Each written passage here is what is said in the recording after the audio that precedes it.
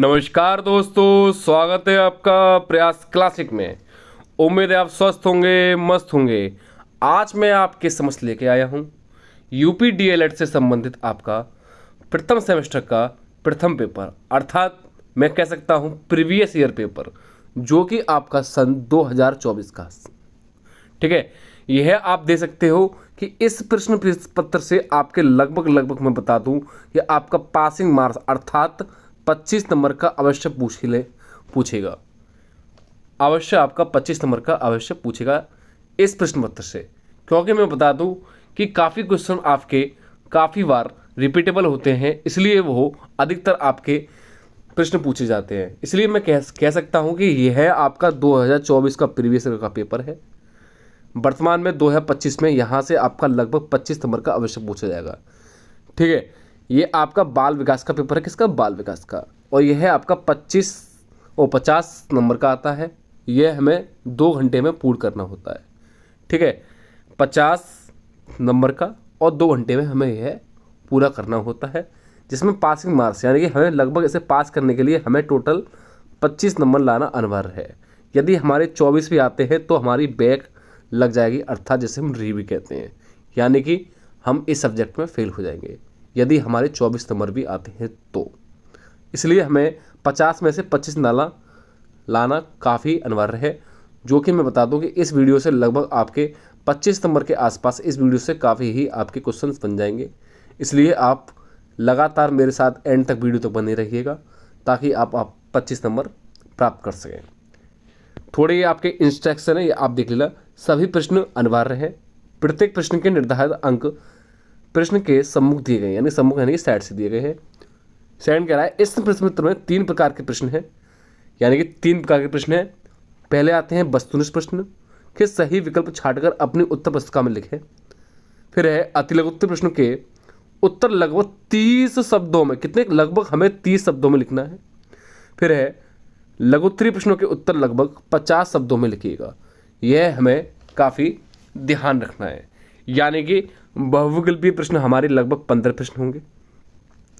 यदि किसी बच्चे के बहुविकल्पीय में से लगभग 14 भी सही हो गए तो मेरे ख्याल से उसको पासिंग मार्क्स के लिए फिर 11 नंबर और चाहिए।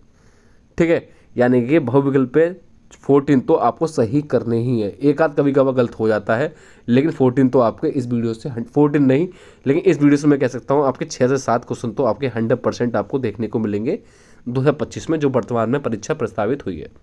ठीक है, उसके बाद 11 शेष आप कहाँ से लेकर सकते हो? लघुत्तरीय और अतिलघुत्तरीय से। तो आप ये ध्यान करें कि लघुत्तरीय और जो दीर्घ वो लघुत्तरीय और अतिलघुत्तरीय में हमें 30 शब्दों का लिखना है और उसमें हमें 50 शब्दों का। यह है हम काफ़ी महत्व देखिएगा प्रश्न क्या कहता है। यह है आपका बहुविकल्पी है, इसलिए आप इसे काफ़ी ध्यानपूर्वक देखें। पहला है टीएटी व्यक्तित्व परीक्षण का निर्माण किसने किया? यानी कि टीएटी, आपको ध्यान होगा टीएटी, इसको हम इस प्रकार से भी लिख सकते हैं कि टीएटी का व्यक्तित्व परीक्षण का निर्माण किस व्यक्ति ने किया? पहला है हरमन रोशक, सेकंड है मार्गन एवं मरे, फिर है थर्स्टन, फिर है सीकोड एवं बैकमैन। तो इस क्वेश्चन से हमें लगभग 2 क्वेश्चन प्राप्त हो रहे हैं। एक तो इस प्रकार से कि टीएटी किस से संबंध रखता है, यह भी पूछा गया है इससे पहले कि टीएटी हमारा किससे संबंध रखता है? व्यक्तित्व से। अर्थात व्यक्तित्व क्या होता है? पर्सनैलिटी। क्या? पर्सनैलिटी।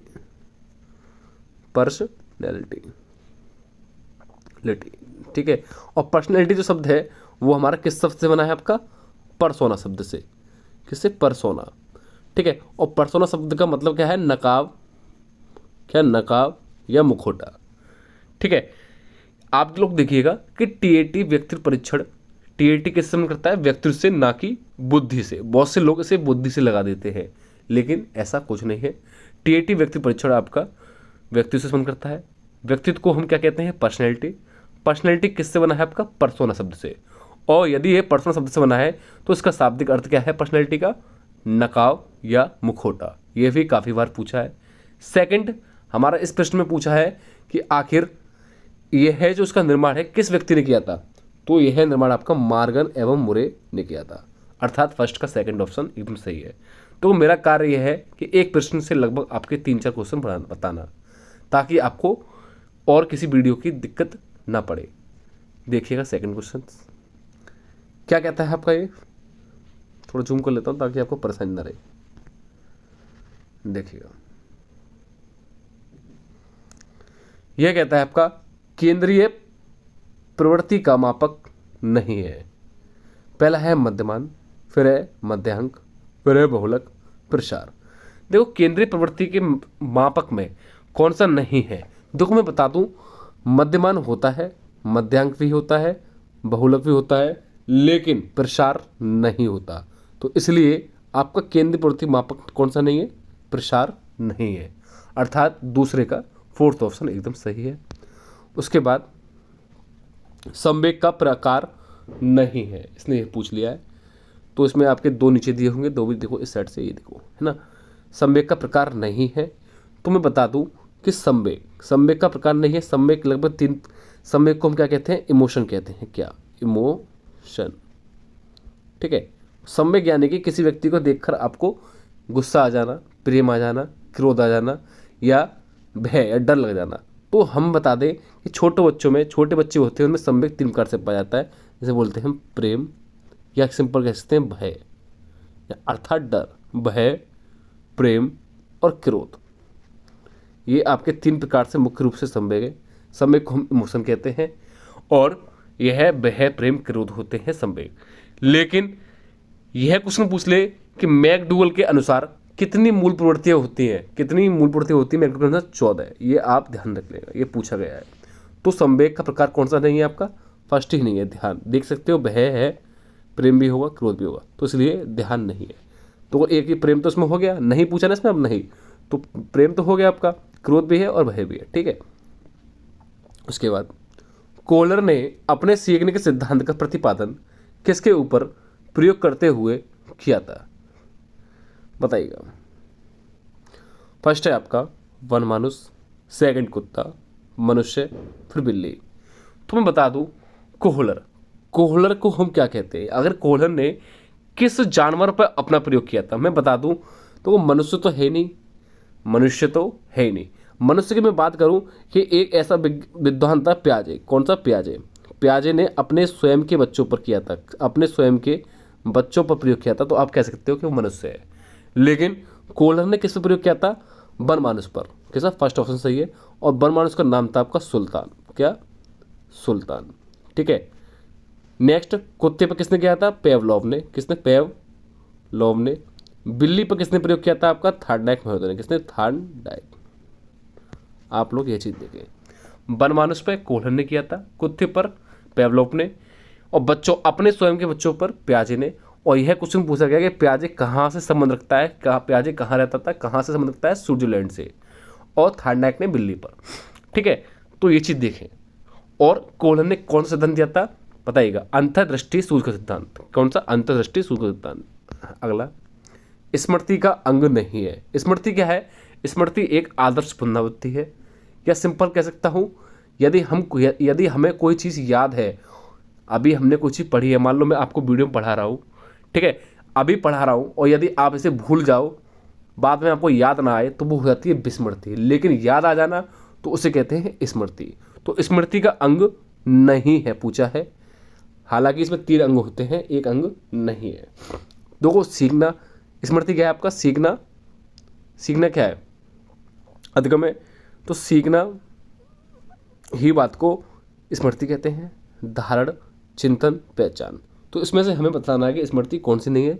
तो चिंतन आपकी स्मृति नहीं है। तो क्योंकि मैंने बताया था कि स्मृति एक आदर्श पुनरावृत्ति है। क्या, आदर्श पुनरावृत्ति है, या स्मृति सीखी हुई वस्तु का सीधा उपयोग है, इसी को हम कहते हैं स्मृति। अर्थात इसमें नहीं पूछा है तो चिंतन नहीं है। तो स्मृति के अंग पूछे जाते हैं कि स्मृति के अंग कितने होते हैं, 4। कौन कौन से, सीखना, धारण करना, पहचान और पुनःस्मरण। ये चीज़ ध्यान करना, ये स्मृति के अंग होते हैं। आगे क्या पता पूछ ले, क्या पता 2025 के पेपर में आपका पूछ ले, ठीक है। देखिएगा नेक्स्ट क्वेश्चन, कल्पना की सामग्री स्मृतियां हैं, यह कथन किसका है। पहला है बेयरिंग व गेन, अन्य, फिर है गेट्स व अन्य, फिर है रेवन, फिर है मैकडूगल। बताइएगा। तो 6 का तो मैं बता दूं, कहीं कहीं तो मैकडूगल दिया हुआ है और कहीं कहीं आपका बेयरिंग व अन्य है, लेकिन आयोग द्वारा बेयरिंग व अन्य माना गया था। मैकडूगल महोदय कहते हैं दूरस्थ वस्तुओं के बारे में सोचना ही क्या है? कल्पना। दूरस्थ वस्तुओं के बारे में सोचना ही क्या है? कल्पना। तो अर्थात 6 का फर्स्ट ऑप्शन एकदम सही है। नेक्स्ट क्वेश्चन 7th, किसी परिस्थिति में प्राप्त ज्ञान प्रशिक्षण का अन्य दूसरी परिस्थिति में उपयोग करना कहलाता है। यानी कि सपोज डेट कि मैंने यहाँ ज्ञान प्राप्त किया, फिर यहाँ चलते चलते चलते आगे आया, फिर मैंने इसी ज्ञान का प्रयोग कहाँ किया? यहाँ किया। तो इसे हम क्या कहेंगे? समझ सकते हो, अभी मैं यहाँ था फर्स्ट पॉइंट में, फिर चलते चलते मैं यहाँ आ गया। हालांकि जगह चेंज हो गई, तो इसे हम कहते हैं सीखने का स्थानांतरण। क्या? सीखने का स्थानांतरण। तो सीखने का स्थानांतरण नहीं है, वक्र है, सीखने की प्रेरणा है और सीखने की रुचि है, सीखने का स्थानांतरण। अर्थात 7th का 8 और 4th ऑप्शन एकदम सही है।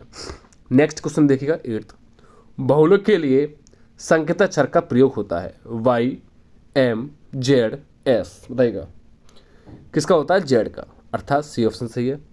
नेक्स्ट, धारण का संबंध निम्न में से किससे है? यदि आपने बहुविकल्पीय ध्यान से पढ़े हो तो अभी आप बता सकते हो कि धारण का संबंध किससे है। अभी मैंने जस्ट ऊपर बताया है कि स्मृति के 4 अंग होते हैं, उन 4 अंगों में से आपका सीखना, धारण करना, पुनः स्मरण, पहचानना, ये चीज़ होती है। तो धारण का संबंध किससे? आपका स्मृति से। शेष आपका ये गलत है। ठीक है, अभी बताया, तो इसलिए आप देख सकते हो एक ही पेपर में, एक ही पोर्शन में, यानी कि बहुविकल्पी में एक जैसे क्वेश्चन 2 मिल गए। ठीक है, नेक्स्ट देखिएगा 10th क्वेश्चन क्या कहता है? निम्न में से गेस्टाल्ट सिद्धांत है। अब देखो एक ही टॉपिक पे आपके दूसरा क्वेश्चन मिल गया। अभी मैंने वीडियो में बोला था, तो गेस्टाल्ट किससे संबंध करता है? तो ये प्रयास एवं त्रुटि किससे संबंध करता है? आपका थार्नडाइक महोदय से। कैसे? थार्नडाइक महोदय से।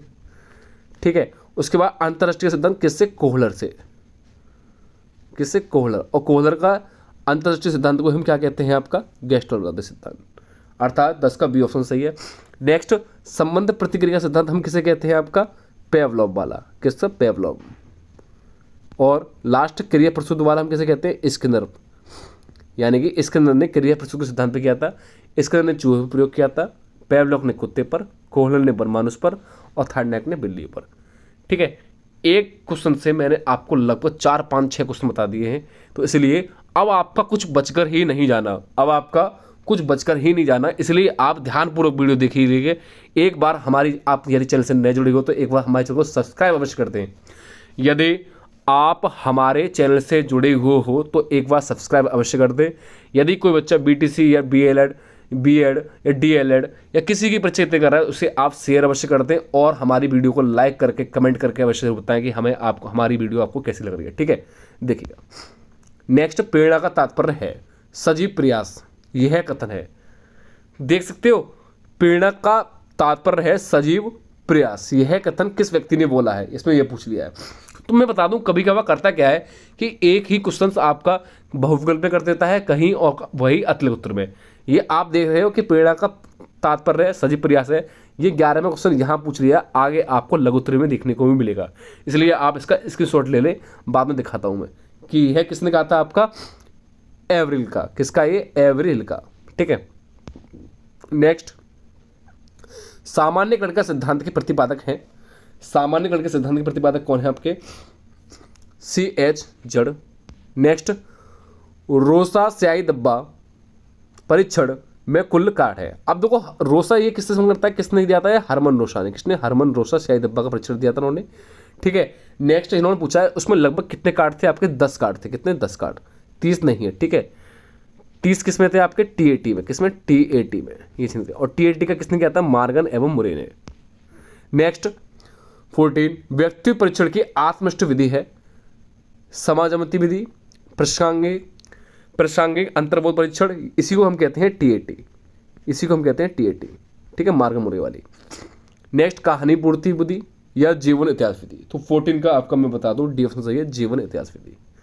उसके बाद, जो प्रेरक सीखे जाते हैं उसे कहते हैं, यानी कि जो हम प्रेरक को सीखते हैं उसे हम क्या कहते हैं? तो किसी व्यक्ति में जन्मजात प्रेरक होते हैं, जैसे भूख, प्यास, निंदा, ये क्या है? जन्मजात प्रेरक। तो इसलिए हम उसको सीखते नहीं है, हमें स्वयं ही भूख लगती है, तो इसलिए हम कहते हैं जन्मजात है, या सोना जन्मजात है। लेकिन हम किसी चीज़ को प्राप्त करते हैं तो उसे हम कहते हैं अर्जित प्रेरक। अर्थात इसका बी ऑप्शन एकदम सही है। यहाँ 15 ऑब्जेक्टिव आपके कंप्लीट होते हैं। 15 ऑब्जेक्टिव आपके एकदम कंप्लीट हो चुके हैं। ठीक है, नेक्स्ट देखिएगा। अब देखो यहाँ आपको जितना पूछा जाए केवल हमें उतना ही आंसर देना है, अनावश्यक बातें नहीं लिखनी। देखिएगा, सीएटी परीक्षण किस आयु के बच्चों के व्यक्तित्व का मूल्यांकन करने हेतु प्रयुक्त होता है। सीएटी तो कितने बच्चों को होता है, लगभग 3 वर्ष से लेकर 11 वर्ष तक के बच्चों के। ठीक है, नेक्स्ट, सारे विकास को प्रभावित करने वाले 4 कारक कौन से हैं। तो सारे विकास को प्रभावित करने वाले कारक बहुत सारे हो सकते हैं। ठीक है, हम कह सकते हैं कि सारे विकास, हमारे अंदर जो बॉडी है तो एक चीज़ होती है वृद्धि और एक होती है विकास। देखो, वृद्धि एक चीज़ होती है, वृद्धि इसको हम कहते हैं ग्रोथ, और एक होता है विकास अर्थात डेवलपमेंट। ठीक है, यह क्या होता है, आपका विकास सीमित ना होकर असीमित होता है। विकास व्यक्ति में आपका जन्म से लेकर मृत्यु तक चलता रहता है, लेकिन वृद्धि सीमित होती है, यानी कि एक टाइम पर आकर रुक जाती है। जैसा कि हमने सुना होगा किसी बड़े बुजुर्ग लोगों के मुंह से कि आप 18-19 साल के हो गए, अब आपकी हाइट यानी कि लंबाई नहीं बढ़ेगी, तो उसी को हम कह सकते हैं वृद्धि। तो यानी कि वृद्धि एक अवस्था पर आकर रुक जाती है, लेकिन विकास किसी न किसी रूप में आपका होता रहता है। शारीरिक, मानसिक, सामाजिक या संवेगात्मक या मनोवैज्ञानिक किसी न किसी प्रकार से आपका हो सकता है, या सर्वांगीण विकास आपका संपूर्ण उसमें आप हो जाएगा। ठीक है, तो ये आपका विकास किसी न किसी रूप में हो सकता है। तो इसलिए सारे विकास को प्रभावित करने वाले बहुत सारे कारक हो सकते हैं। ठीक है, बहुत सारे, व्यायाम हो सकता है, पढ़ने वाला हो सकता है, लिखने का होता है, या व्यायाम या दौड़ से, तो किस तरीके भी प्रकार से हो सकते हैं, इसलिए आप 4 प्रकार लिख सकते हो। ठीक है, ये समझें आप ग्रोथ और विकास को। नेक्स्ट, जीन पियाजे के संज्ञानात्मक विकास सिद्धांत की 4 अवस्थाएं के नाम लिखिएगा। तो जीन पियाजे की लगभग 4 अवस्थाएं दी थी उन्होंने। ये कहाँ से करते हैं, स्विट्जरलैंड से संबंध करते हैं जीन पियाजे। इन्होंने अपने स्वयं के बच्चों को प्रयोग किया था। तो चारों अवस्था का हम कह सकते हैं, पहली कौन सी है, संवेदीगामक, संवेदी, या कह सकते हैं इंद्रियगामक, क्योंकि ये हमारी इंद्रियों से संबंध करती है। थोड़ा यहाँ लिख देता हूँ साफ। फर्स्ट कौन सी है आपकी, यहाँ पहला संवेदी, संवेदी या इंद्रिय गामक। ठीक है, दूसरी कौन सी है, पूर्व संक्रियात्मक, पूर्व संक्रियात्मक अवस्था। थर्ड कौन सी है, मूर्त संक्रियात्मक अवस्था। और लास्ट कौन सी है, अमूर्त संक्रियात्मक। ठीक है, ये आपकी 4 अवस्था हो गई। ये पहली कौन सी है, जन्म से लेकर 2 वर्ष तक, ये 2 से 7 वर्ष तक, ये 7 से 11 और ये 11 से ऊपर। ठीक है, ये देखें, संवेदी अवस्था अर्थात इंद्रियगामक, इसमें बच्चा अपनी इंद्रियों, ज्ञान इंद्रियों द्वारा सीखता है, आंख, नाक, कान, त्वचा द्वारा। पूर्व संक्रियात्मक, इसमें आपका बच्चा प्रत्येक बच्चे को, यानी प्रत्येक जेंट्स यानी कि मेल लोगों को, लड़कों को पापा, और प्रत्येक छोटे बच्चों को या मम्मी, लड़की होती है उनको कहते हैं मम्मी। मूर्त में, इसमें बच्चा आपका चिंतन करना प्रारंभ कर देता है, और साथ ही आपका जो सामने वस्तु रखी है, मूर्त का मतलब होता है आपका सामने रखी हुई वस्तु, अर्थात प्रत्यक्ष, यानी कि डायरेक्ट या दृश्यात्मक। दृश्य कह सकते हैं जो सामने रखी है, या मूर्त या प्रत्यक्ष। ठीक है, जब तक कोई वस्तु सामने रखी है हम उसी के तब तक ही खेलेगा, लेकिन जब तक उसके सामने से हटा दिया जाए तो वो ओझल हो जाए तो वो भूल जाएगा। लेकिन अमूर्त में क्या है, यदि वो वस्तु हटा भी दी जाए तो उसको वो ध्यान रहती है, तो इसे कहते हैं अमूर्त। और उसमें यह आपका औपचारिक रूप से तर्क करना प्रारंभ कर देता है। औपचारिक यानी कि यदि कोई वस्तु सामने नहीं है फिर भी वो आपका उसमें तर्क करना प्रारंभ कर देगा अमूर्त में, लेकिन मूर्त में जब तक सामने है तभी तर्क करेगा। नेक्स्ट, सम्यक व्यक्ति की उत्तेजित अवस्था है। यह परिभाषा किस मनोवैज्ञानिक ने दी थी? किसने दी थी? आपके वुडवर्थ महोदय ने। ठीक है, बुद्धि लब्धि निकालने का सूत्र क्या है? तो आपको पता होगा बुद्धि लब्धि निकालने का सूत्र क्या है, मानसिक आयु बट्टे वास्तविक आयु इंटू 100। ठीक है, मानसिक आयु बट्टे वास्तविक आयु इंटू 100, या हम कह सकते हैं MA बट्टे CA इंटू 100, ये शॉर्ट फॉर्म है। ठीक है, मानसिक आयु बट्टे वास्तविक आयु इंटू 100, ये आपका बुद्धि निकालने का फॉर्मूला का सूत्र है।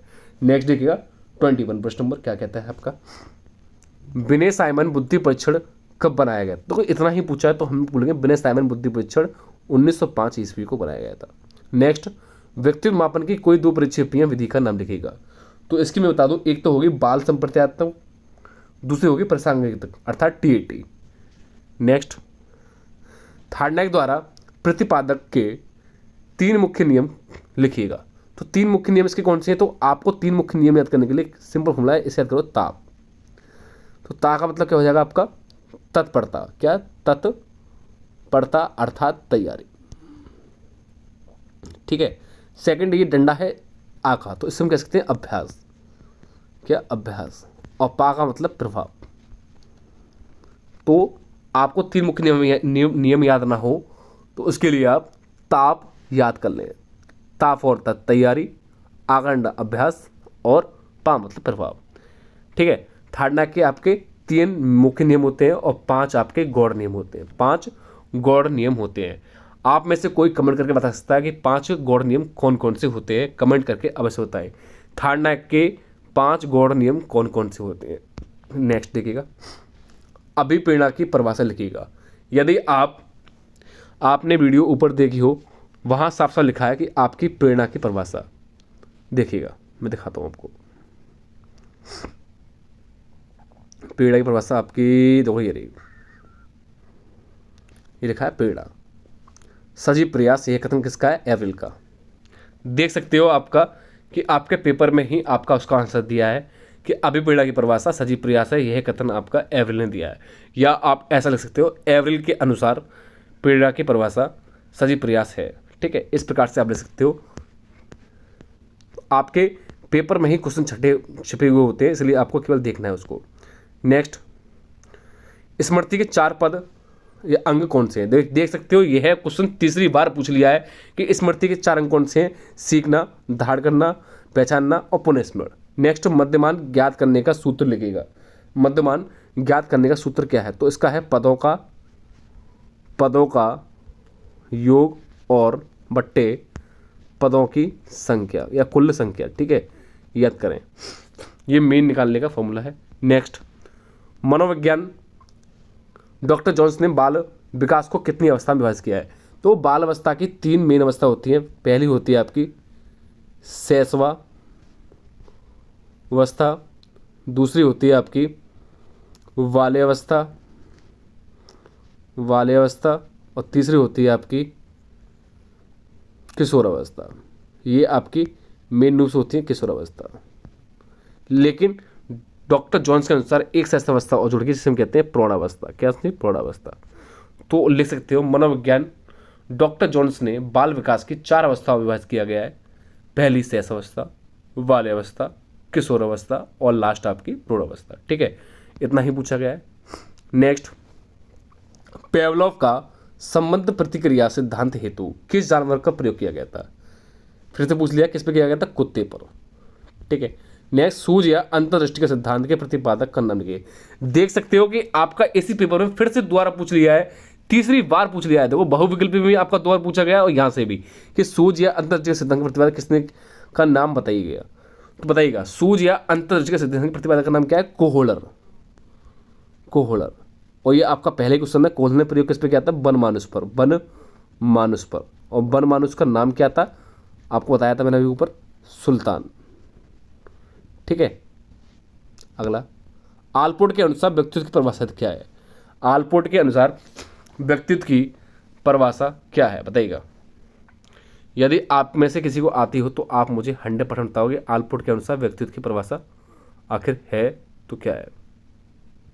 तो मैं कह सकता हूं, आलपोर्ट के अनुसार व्यक्तित्व की परिभाषा है, व्यक्ति के भीतर उन मनोशारीरिक गुणों का गत्यात्मक संगठन है जो वातावरण के साथ उसका अद्वितीय समायोजन निर्धारित करता है।